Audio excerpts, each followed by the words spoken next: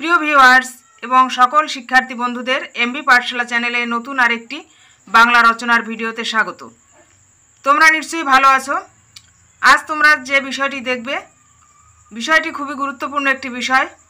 তোমরা স্কিপ না করে ভিডিওটি সম্পূর্ণ মন দিয়ে দেখবে। আর যদি ভালো লাগে ভিডিওটি সম্পূর্ণ দেখে অবশ্যই তোমরা তোমাদের মতামত জানিও কমেন্টে এবং লাইক করো, শেয়ার করো তোমাদের ফ্রেন্ডসদের।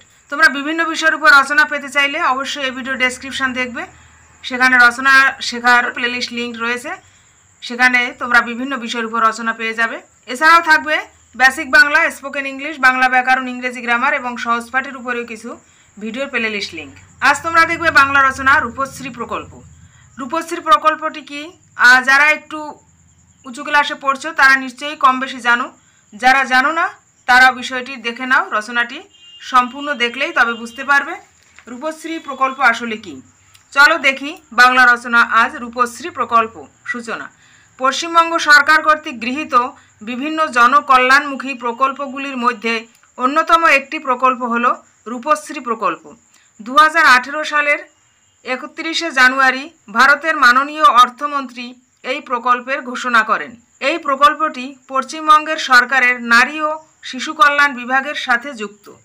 পশ্চিমবঙ্গ সরকার দ্বারা পরিচালিত এই জনমোহিনী প্রকল্পের শুভ সূচনা হয় 2018 সালের 1 এপ্রিল থেকে বা 1 এপ্রিল থেকে।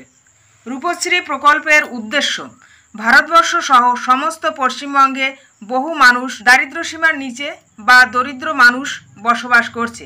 পরিবারে যখন কন্যা সন্তানটি বিবাহযোগ্য হয়, বাবা মায়ের চিন্তার শেষ থাকে না কিভাবে তাদের মেয়েটির বিবাহ দেবে। এই ভেবে তারা কখনো কখনো সহায় সম্বল হারিয়েও কন্যার বিবাহ দিতে বাধ্য হন। তাই এই প্রকল্পের মূল উদ্দেশ্য হলো যে সমস্ত পরিবার দারিদ্রতার কারণে, বন্ধুরা এটা দন্তন্য একার আছে, তাদের কন্যার বিবাহের খরচ বহন করতে পারেন না, তাদের এককালীন অর্থ সাহায্য করা। উল্লেখ্য, মেয়েদের বয়স 18 বছর হলেই তাদের এককালীন 25,000 টাকা দেওয়া হয়। কন্যাকে অবশ্যই মাধ্যমিক পাশ হতে হবে। কারা আবেদনের যোগ্য? যে কন্যার বিবাহ হবে অর্থাৎ যিনি আবেদন করবেন তার বয়স 18 বছরের বেশি হতে হবে। আবেদনের সময় কন্যাকে বা আবেদনকারীকে অবিবাহিতা হতে হবে। প্রথমবার বিবাহের জন্যই আবেদন করতে পারবে। কন্যার পারিবারিক বার্ষিক আয় 1.5 লক্ষ টাকার কম হতে হবে। যে পাত্রের সাথে তার বিবাহ হবে তার বয়স 21 বছর বা তার বেশি হতে হবে। কন্যার 5 বছর পশ্চিমবঙ্গের স্থায়ী বাসিন্দা হতে হবে। প্রয়োজনীয় প্রমাণপত্র বা দরকারি প্রমাণপত্র। রূপশ্রী প্রকল্পে আবেদন করার জন্য যে সমস্ত প্রমাণপত্রের প্রয়োজন হয় তা হলো কন্যার আধার কার্ড, ভোটার কার্ড, জন্ম সার্টিফিকেট বা মাধ্যমিক অ্যাডমিট কার্ড, দুটোর যে কোনো একটি দিলেই চলবে।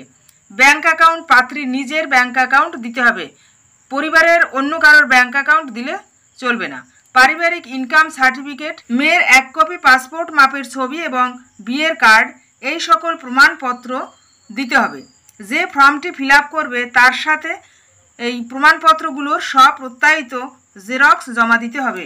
কন্যাটির যে পাত্রের সাথে বিবাহ হবে তার আধার কার্ড, ভোটার কার্ড, জন্ম সার্টিফিকেট এইসব দিতে হবে।